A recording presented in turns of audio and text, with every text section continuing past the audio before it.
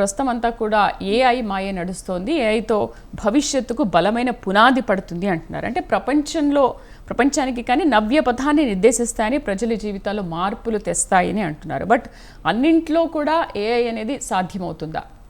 మీ విశ్లేషణ ఏంటి దీనిపైన? అంటే ఇప్పటికీ కొన్ని లో ఎండ్ జాబ్స్, ఏదైతే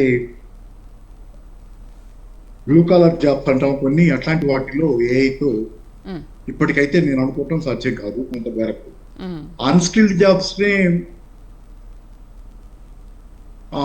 మెకనైజ్ చేయటం, అన్స్కిల్డ్ జాబ్స్ ని వాటిని ఆటోమేట్ చేయటం కొంచెం కష్టం. వాటిని ఆటోమేటెడ్ పద్ధతుల్లో ఆర్టిఫిషియల్ ఇంటెలిజెన్స్ తో వీటిలో సాల్వ్ చేయటం. ఓవరాల్ గా ఇప్పుడు దాకా కూడా సాఫ్ట్వేర్ వచ్చిన తర్వాత, టెక్నాలజీ పెరిగిన తర్వాత పోతున్న ఉద్యోగాల్లో అధిక భాగం మిడిల్ క్లాస్ ఉద్యోగాలే పోతున్నాయి. ప్రపంచవ్యాప్తంగా జరుగుతుంది. ఉద్యోగాలు పోతుంది, మిడిల్ క్లాస్ కి ఎక్కువ ఉద్యోగాలు పోతున్నాయి.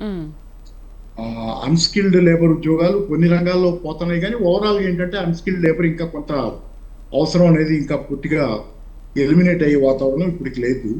కాబట్టి ఏంటంటే మెజారిటీ వైట్ కాలర్ జాబ్స్ పోయే అవకాశం ఉంది. ఇది కాబట్టి ఏంటంటే ఆర్టిఫిషియల్ ఇంటెలిజెన్స్ అనేది, అయితే ఈ వైట్ కాలర్ జాబ్సే పోయినా కానీ ఇప్పుడు ఇంత మనకి వచ్చినటువంటి డేటా ప్రకారం నిన్న ఈ ఆర్టిఫిషియల్ ఇంటెలిజెన్స్ సెమినార్ సందర్భంలో వచ్చిన డేటా ప్రకారంగా 50% జాబ్స్, అంటే గ్లోబల్ గానే ప్రపంచవ్యాప్తంగా 50% ఉద్యోగాలు పోతాయి.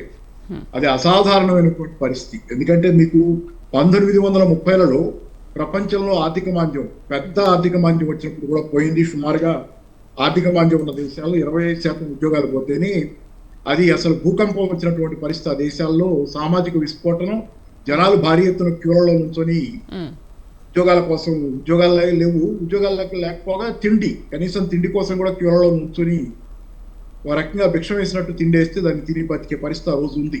నిరుద్యోగుల క్యూలు అవన్నీ పాత మన గూగల్లో వెతికితే కనపడతాయి 1930s. కాబట్టి ఇప్పుడు 50% నిరుద్యోగం అంటే ఇది ఒక సామాజిక విస్ఫోటనం.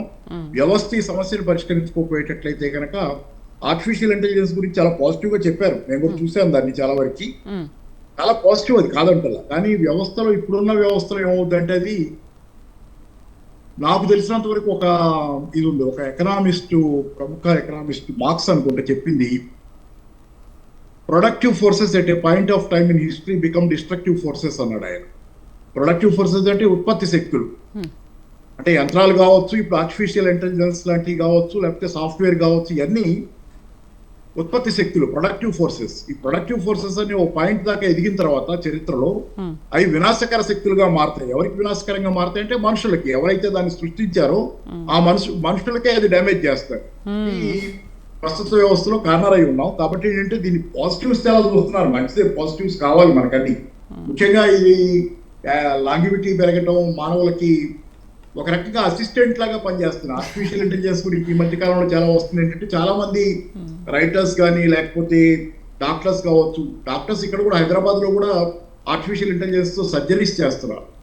అలాగే accountant, chartered accountant, doctors artificial intelligence తో సర్జరీస్ చేస్తున్నారు దాని హెల్ప్ తో. అలాగే మీకు చార్టెడ్ అకౌంటెంట్స్ లాంటి వాళ్ళు దీన్ని ఉపయోగించుకొని వాళ్ళ హెల్ప్ లాగా, వాళ్ళ అసిస్టెంట్ లాగా చేసుకునేది ఒక ఇది ఉంది. సరే, దీని తాలూకు వేరే ప్రాబ్లమ్స్ ఏముంటాయంటే హాల్యూసినేషన్ అంటారు. హాల్యూసినేషన్ అంటే ఏంటంటే ఆర్టిఫిషియల్ ఇంటెలిజెన్స్ మొత్తం దాన్ని అసలు పనిచేసేది ఏంటంటే లార్జ్ లాంగ్వేజ్ మోడల్ అంటారు, LLM. లార్జ్ లాంగ్వేజ్ మోడల్ అంటే ఆర్టిఫిషియల్ ఇంటెలిజెన్స్ ని ట్రైన్ చేస్తారు. It will be trained. మీరు ఒక అప్లికేషన్ దాన్ని తీసుకుంటే, సాఫ్ట్వేర్ అనేది ఉదాహరణకి సాఫ్ట్వేర్ అనేది ఒక జనరల్ మాట. దానిలో మనం తీసుకునే యూపీఐ అప్లికేషన్, యూపీఐ ఉన్నాయి, గూగుల్ పే, లేకపోతే ఫోన్ పే, ఇవన్నీ సాఫ్ట్వేర్ తాలూకు అప్లికేషన్స్. సాఫ్ట్వేర్ తాలూకు అప్లికేషన్స్ దాన్ని ప్రాక్టికల్ గా వాడుకోవడానికి ఒక పద్ధతి. అలాగే ఆర్టిఫిషియల్ ఇంటెలిజెన్స్ అనేది ఒక జనరల్ మాట. దాన్ని ప్రాక్టికల్ గా వాడుకోవడానికి కొన్ని రకాల అప్లికేషన్స్ మీరు డెవలప్ చేయాలి.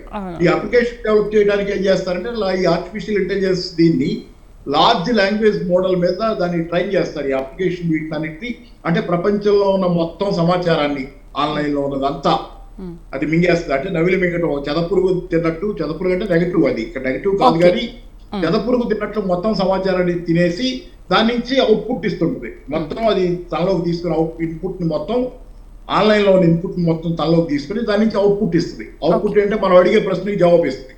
అది దాని తాలూకు ప్రత్యేకత. ఎందుకంటే ఓ మనిషి తలలో మొత్తం ఆన్లైన్లో ఉన్న ఇన్ఫర్మేషన్ అంతా ఉండదు, భిన్నం కాదు.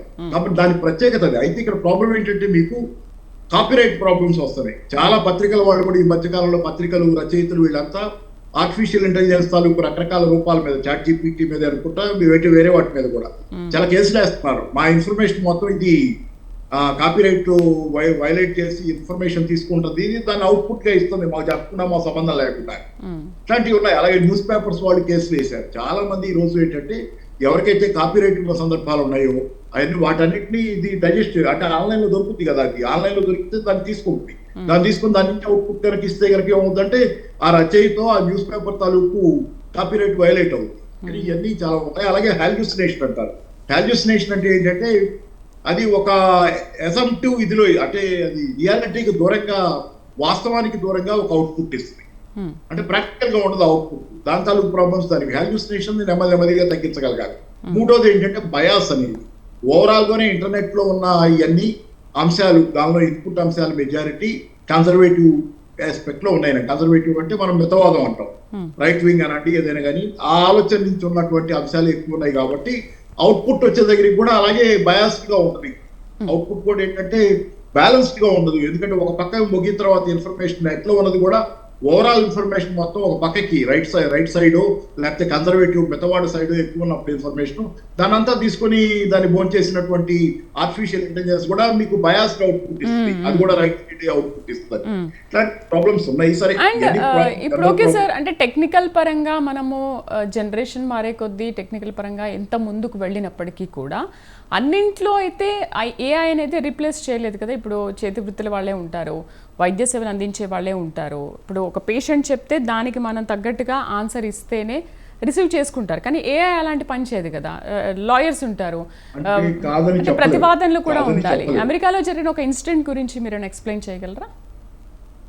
అది మామూలుగా ఒక లాయర్, ఆయన కొత్తగా ఆర్టిఫిషియల్ ఇంటెలిజెన్స్ డెవలప్ అవుతున్న స్టేజ్ లో ఆయన కేసు లా మీద ఆధారపడదు. అమెరికన్ లీగల్ సిస్టమ్ కేసు లా మీద. అంటే మీరు కోర్టుకు పోయినప్పుడు పలానా కేసులో పలానా విధంగా తీర్పిచ్చారు, పలానా కేసులో పలానా విధంగా తీర్పిచ్చారని లాయరు తనకు అనుకూలమైన కేసులు, మామూలు ఓవరాల్ గా తీర్పులు తనకు అనుకూలమని చెప్పుకుంటాడు. ఈ కేసులో ఇలాంటి తీర్పు వచ్చింది కాబట్టి ఈ సందర్భంలో కూడా అలాంటి తీర్పు రావాలన్నట్టుగా లాయర్ ఆర్గ్యుమెంట్స్ ఉంటాయి. అట్లా ఒక లాయర్ ఏంటంటే ఆన్లైన్ ఆర్టిఫిషియల్ ఇంటెలిజెన్స్ వాడి తీసుకున్నటువంటి కేసు ఇన్పుట్స్ అన్ని కోర్టు ముందు పెట్టాడు. తీరా చూస్తే వన్ ఆఫ్ ది కేసెస్, కొన్ని కేసెస్ వాటిల్లో దే ఆర్ ఫ్రాడ్, అవి నిజంగా లేవు, బహుశా నెట్ లోంచి ఎక్కడి నుంచి వచ్చినాయి ఆయనకు వచ్చింది.